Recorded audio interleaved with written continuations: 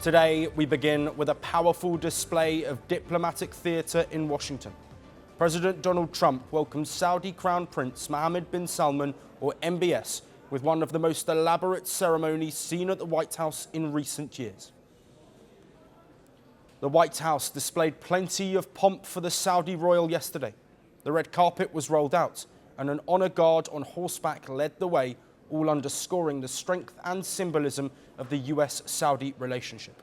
But behind the ceremonial grandeur was a long list of major agreements. Both nations also finalized deals spanning civilian nuclear cooperation, critical minerals, and artificial intelligence. Do you expect a formal civil nuclear deal to be reached soon? Can you talk to us about that aspect with Saudi Arabia? I can see that happening. A major strategic defense agreement was also signed, reinforcing more than 80 years of security cooperation and what the White House called stronger deterrence across the Middle East. And President Trump formally confirmed US approval for selling F-35 fighter jets to Saudi Arabia, a move he first hinted at a few days ago. Have a deal. They're going to purchase F-35s. They're buying them from Lockheed, and it's a great plane. We make, by the way, the best military equipment. You saw that during the Iran little skirmish.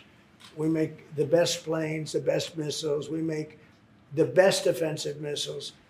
We make the best military equipment in the world.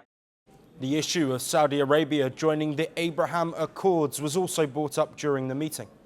The Abraham Accords are a series of agreements signed in 2020 that normalized relations between Israel and several Arab nations. Crown Prince MBS signaled his willingness to join the accords, but only if it provides a clear path for a Palestinian state. We believe having a good relation with all Middle Eastern countries is a good thing, and we want to be part of the Abraham Accord, but we want also to be sure that we secure a clear path of two-state solution. And today we have a healthy discussion with Mr. President that we're going to work on that to be sure that we can prepare the right situation as soon as possible to have that. And on the commercial side, Washington said that Riyadh will purchase nearly 300 American tanks as part of the expanding partnership. Later, a lavish East Room dinner, President Donald Trump went a step further, designating Saudi Arabia as a major non-NATO ally. So that's why tonight I'm pleased to announce that we're taking our military cooperation to even greater heights by formally designating Saudi Arabia as a major non-NATO ally, which is something that is very important to them. And I'm just telling you now for the first time because I wanted to keep a little secret for tonight. This visit also carried historic weight. It was Mohammed bin Salman's first trip to the White House since the Washington Post journalist Jamal Khashoggi was murdered inside the Saudi consulate in Istanbul in 2018. A few years later, the US intelligence said the Crown Prince likely approved the killing. Reporters pressed him on the case, as well as on the role Saudi citizens played in the 9/11 attacks. However, President Trump abruptly shut down the line of questioning, calling Khashoggi extremely controversial and saying that things happen, insisting the Crown Prince knew nothing about it. Somebody that was extremely controversial. A lot of people didn't like that gentleman that you're talking about. Whether you like him or didn't like him, things happen. But he knew nothing about it, and we can leave it at that. You don't have to embarrass our guest by asking a question like that. And the day ended with another announcement. President Trump said that MBS might increase Saudi's financial commitments in the United States from the previously stated $600 billion to $1 trillion. And I want to thank you because you've agreed to invest $600 billion into the United States. And because he's my friend, he might make it $1 trillion, but I'm going to have to work on him. But it's 600. We can count on 600 billion, but that number could go up a little bit higher, yes, sir. I don't know. We'll see.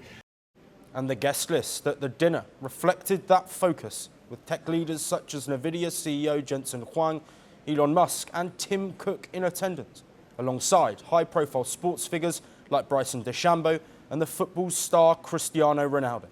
Musk's appearance was also notable. This is his first public appearance at the White House since a rift with President Trump earlier this year.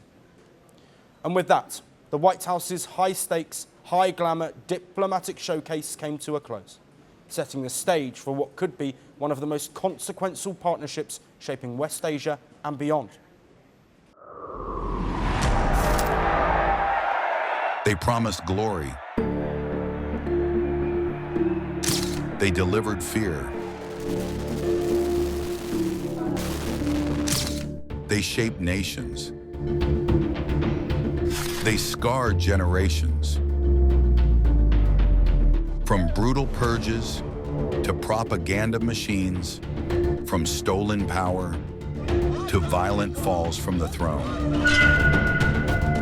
Welcome to The Dictator, a series that strips away the myth and then exposes the men behind the tyranny. History remembers their power. Firstpost reveals their truth.